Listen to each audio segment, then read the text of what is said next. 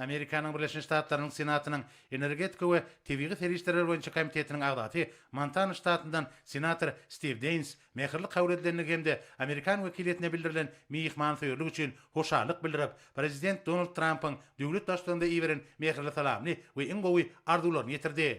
Hormatly prezidentime de hoşnýetli sözler üçin minnetdarlyk bildirip, Prezident Donald Trump'a iň gowy arzuwlaryny beýan etdi. Hemde senatoryň ýurdumda saparynyň Türkmen-Amerikan dostluk gatnaşyklaryny mundan meýlekde ösürmäge itergi berjekdigini anan bildirip, saparynyň üstünlükli geçmegini arzu etdi.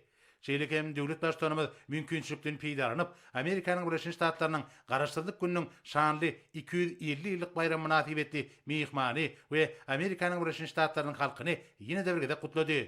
Duşun barşynda bellenşýäli, häzirki wagtda Türkmenistan bilen Amerikanyň Birleşmiş Ştatlarynyň arasyndaky gatnaşyklar birek-birege hormat goýmak, ananşmak we düşünşmek ýürelgileri esasynda iýligderli ösürilýär.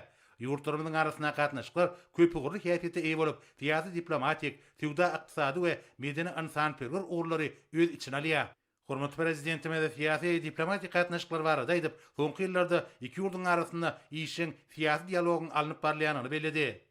Döwlet başçylygymyzyň Merkezi Aziýa Amerikanyň Birleşmiş Ştatlar formatyndaky sammitde gatnaşmak üçin geçen ýylyň noýabr aýynda Washington şäherine amala aşan iş sapary munyň aýdyň mysalydyr. Saparyň barşynda Amerikanyň Birleşmiş Ştatlarynyň prezidenti bilen töhfetdeşikde Türkmen-Amerikan gatnaşyklarynyň häzirki ýagdaýy we gelecekde onu ösürmek boýunça netijeli pikir alşmalar boldy. Şeýlekem Türkmen halkynyň milli lideri, Türkmenistanyň halk maslahatynyň başlygy Gakraman Arkadagymyň şu ýylyň fevral aýynda Amerikanyň Birleşmiş Ştatlarynyň Florida ştatyna amala aşan taparynyň iki taraplyň hyzmatdaşlygy ösürmekde mühim ähmeti bellenildi. Ýokary derejedäki şeýle dialog Türkmenistan bilen Amerikanyň Birleşmiş Ştatlarynyň arasyndaky hyzmatdaşlygy mundan meýlekde netijeli ösürmek üçin mühim fiýasy esas hökümne çykyş edýär. Bellenşýäli ýurtlarymyzyň daşary fiýasy idaralarynyň arasynda işçi hyzmatdaşlyk alınıp barlýar.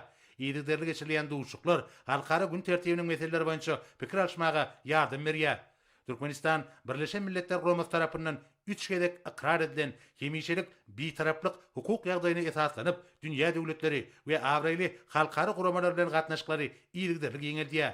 Ýurdumyzyň başlangyjy bilen Birleşen Milletler Guramasynyň baş assambleýasynda dünýäde parahatçylygy, howpsuzlygy we ýöwara ynanşmagy üpçün etmek, energiýa serişleriniň we ulug üstaşyk geçergileriniň döredilmegi babatda bir näçe kararnamalar kabul edildi diýip hormatly prezident aýtdy we pursatdan peýdaranyp Türkmenistanyň alyp barýan oňyn bitaraplyk syýasatyny gollaýanlygy üçin Amerikanyň Birleşmiş Ştatlaryna minnetdarlyk bildirdi.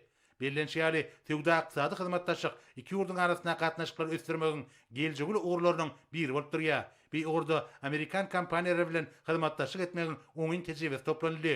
Köp ýyllaryň dowamynda ýurdumyzda mühim tassamalary durmuşa geçirmekde iri Amerikan kompaniýalary bilen netijeli hyzmatdaşlyk ýoly goýuldy. Şunuň bilen barlykda ykdysady gatnaşyklary utgaşdyrmakda Türkmenistan Amerikanyň Birleşmiş Ştatlary Işgüller Geňeşiniň uly goşandy bellenildi. Ýakynda paýtagtymyzda bir geňeşiň maslahaty geçirildi. Bu maslahat Amerikan işgür toparlarynyň wekillerine we türkmen hyzmatdaşlaryna ýöwari behbetli hyzmatdaşlygyň teýde urlaryny ara alyp maslahatlaşmaga mümkinçilik berdi.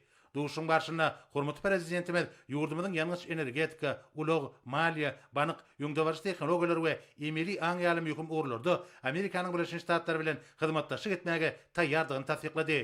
Bellenşýäli ýurdumyz tebigy serişdeleriň baý gorlaryna eýe bolmak bilen energiýa serişdelerini iý bermegiň urlaryny diversifikatsiýalaşdyrmak strategiýasyny durmuşa geçirýär.